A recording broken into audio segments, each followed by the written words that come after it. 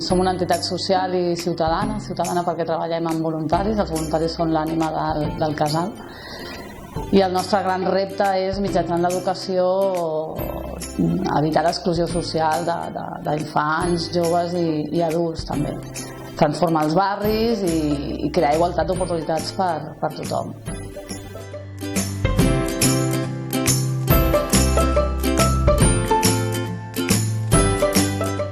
El Casal dels Infants, que abans es deia Casal dels Infants del Raval, va néixer al Raval i va néixer com una acció de veïns i veïnes del barri del Raval als anys 80, que es van adonar que hi havia una necessitat d'ajudar a nens que estaven al carrer.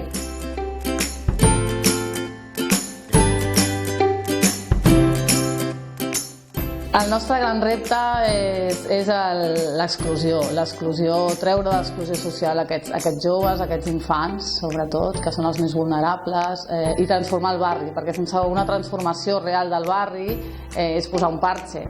Aleshores es tracta de treballar en xarxa, treballar en comunitat i sobretot com ho fem amb l'educació. L'educació és el gran repte, l'educació que arribi per tothom, i ja no només educació entesa com a educació a l'escola, sinó educació en tots els àmbits.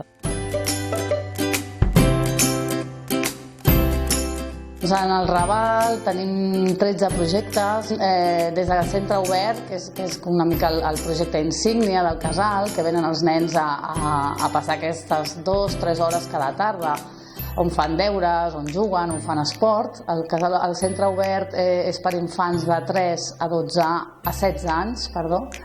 Després tenim reforç escolar.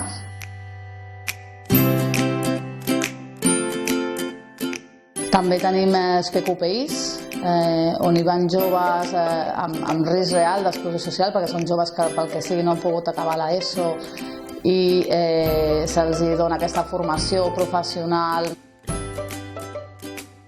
Vincles és un projecte de mares amb els nens per enfortir i empoderar aquestes mares que són mares que acaben de tenir els seus infants, són mares de bebès de 0 a 3 anys.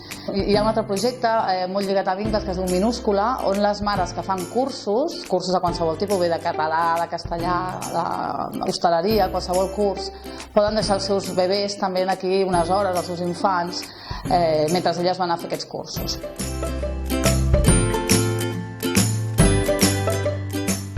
Propostes de futur moltíssimes, però bàsicament resumiríem amb evitar aquest fracàs escolar, millorar aquestes dades, ajudant a les famílies i als nens amb aquestes eines que serien el català, la llengua, bàsicament, i empoderar-los en aquest sentit.